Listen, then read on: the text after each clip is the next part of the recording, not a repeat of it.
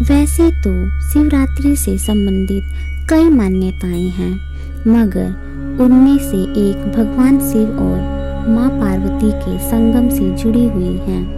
अगर नहीं पता तो हम आपको बताते हैं। पर्वत राजा हेमवंत का राज कैलाश पर्वत के बहुत करीब था और पर्वत राजा का विवाह स्वर्ग की एक अप्सरा के साथ हुआ, जिनका नाम मेनका। इन दोनों की पुत्री थी देवी पार्वती। इनका नाम पार्वती इसलिए रखा गया क्योंकि वो पर्वत राजा की पुत्री थी और वो हर चीज में बहुत कुशल थी। माता पार्वती बचपन से ही भगवान शिव से ही शादी करने की इच्छुक थी।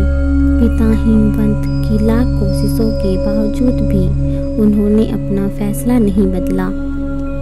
आखिरकार हेमवंत पार्वती को भगवान शिव के पास ले गए और उन्हें कहा कि अब से पार्वती आपकी सेवा करेगी। उस दिन से पार्वती उनकी सेवा करने लगी और उन्हें प्रसन्न करने का प्रयास करने लगी। भगवान ब्रह्मा इसके बारे में सब जानते थे, इसलिए उन्होंने शिव के दिल में पार्वती के लिए प्रेम जगाने की खातिर उन्हें प्रेम के भगवान को शिव जी के पास कैलाश भेजा। वहाँ वो देखते हैं कि शिव जी ध्यान मगन हैं। प्रेम के भगवान को अपना दिया हुआ कार्य भी पूरा करना था, इसलिए जिस समय पार्वती शिव जी की पूजा करती थी, उन्होंने उन पर प्रेम का बाण चला दिया। गुस्से में शिव जी ने अपनी तीसरी आंख खोल दी और आग से प्रेम देवता भस्म हो गए। पार्वती अब समझ चुकी थी कि शिव जी को पाने का एकमात्र तरीका भक्ति ही है। उन्होंने तय कर लिया कि कठिन तपस्या करके वो शिव जी को खुश करेंगी। एक दिन उस रास्ते से एक ऋषि गुजर रहे थे। उन्होंने पार्वती से सवाल किया कि ये सुंदर कन्या, तुम इतनी घोर तपस्या किसे पाने के लिए कर रही हो? वो तुम्हारे लायक नहीं है। उस पर विश्वास मत करो कन्या और लौट जाओ।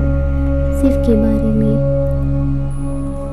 यह सब सुनकर पार्वती माँ क्रोध में आ जाती हैं और कहती हैं कि उन्हें उनकी तपस्या करने दें। यह सुनना ही था कि शिव जी एक ऋषि से अपने असली रूप में आ जाते हैं और पार्वती माँ अपनी परीक्षा में सफल हो जाती हैं। इस प्रकार भगवान शिव माता पार्वती से विवाह करने के लिए तैयार हो जाते हैं। दोनों का विवाह बहुत धूमधाम के साथ होता है।